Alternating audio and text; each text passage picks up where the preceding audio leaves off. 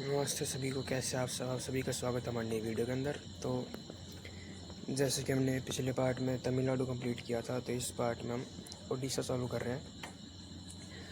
Odisha east की side में, south east side में वो है, हाँ साउथ ईस्ट साइड में है ओडिशा। जैसे कि अपने साउथ वेस्ट साइड में तो आ गए महाराष्ट्र आ गया, साउथ वेस्ट में आता है गोवा आ गया।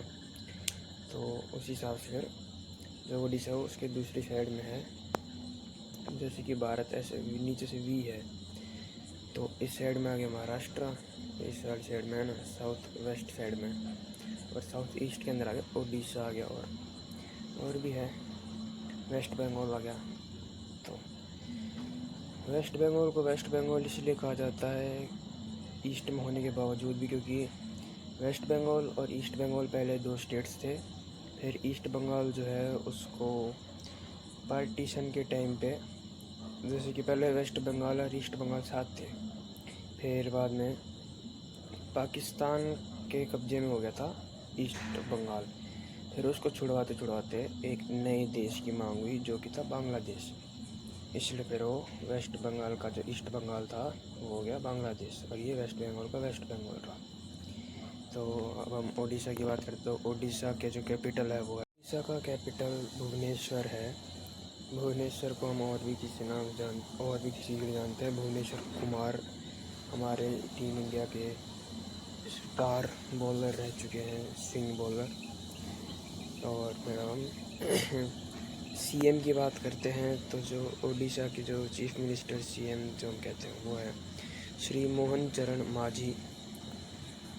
मोहन चरण मांझी, जैसे कि 12 तारीख मोहन चरण मांझी जी 12 तारीख यानी कि कल उनसे मिले थे हमारे पीएम श्री नरेंद्र मोदी जी से मिले थे। और फिर हम आगे बात करते कि वो कौन सी पार्टी के हैं। तो दोस्तों, भाइयों, बहनों, सभी सुनो, जो हमारे मोहन मांझी जी है, मोहन चरण मांझी जी, वो है बीजेपी से है वो भी। और उनका जन्म हुआ था 6 जनवरी 1972 में।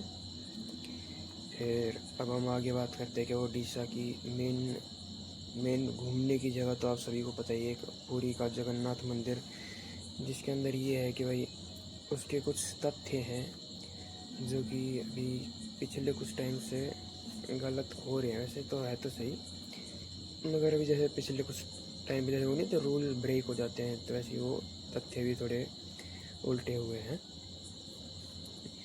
इसके अंदर एक तो ये था कि जो मंदिर का झंडा है, ध्वज है, वो दूसरी तरफ चलता है। जैसे अभी हम क्या है कि जो कोई झंडा लहराते हैं, तो जिस साइड हवा चलती है उसी साइड वो झंडा रहता है। इस मंदिर का उल्टा है, जगन्नाथ जी के मंदिर का। इसके अंदर जो है झंडा हवा के उल्टी साइड बहता है, मतलब ईस्ट में हवा चल रही है ना, तो झंडा वेस्ट की साइड में फहरेगा, लहराएगा मतलब। और अगर नॉर्थ की साइड में है तो साउथ की साइड में झंडा रहेगा। तो ये है। फिर और एक है कि भाई ओडिशा का ये जो मंदिर है, जगन्नाथ जी का मंदिर पुरी के अंदर स्थित है। इसके अंदर ये समुद्र के किनारे पर ही है, मतलब बिल्कुल भी नहीं, थोड़ी दूर ही है। तो इसमें क्या है, आवाज़ आती है समुद्र की। अगर आप बाहर खड़े होंगे तो समुद्र की आवाज़ आएगी, लेकिन अगर आप एक कदम मंदिर के अंदर रख देंगे ना, चौखट के अंदर, तो आवाज़ नहीं आएगी। इसका ये मानना है कि जो चौखट है उसके ऊपर हनुमान जी विराजे हुए समुद्र को बांधे हुए, ताकि जगन्नाथ जी के कोई भी वो नहीं हो। जगन्नाथ जी का मंदिर डुबाने के लिए एक दिन समुद्र देव वो उफान मार रहे थे कि भाई मैं तब डुबाऊँगा, सुनामी का सा हो गया था, बाढ़ सुनामी ऐसे कुछ था। तो हनुमान जी फिर आए और हनुमान जी ने समुद्र देव को बांध के रखा, इसलिए चौखट तक तो आवाज़ आती है। चौखट के अंदर हल्की भी आवाज़ नहीं आएगी आपको कि भाई समुद्र में कुछ हो रहा है कुछ भी।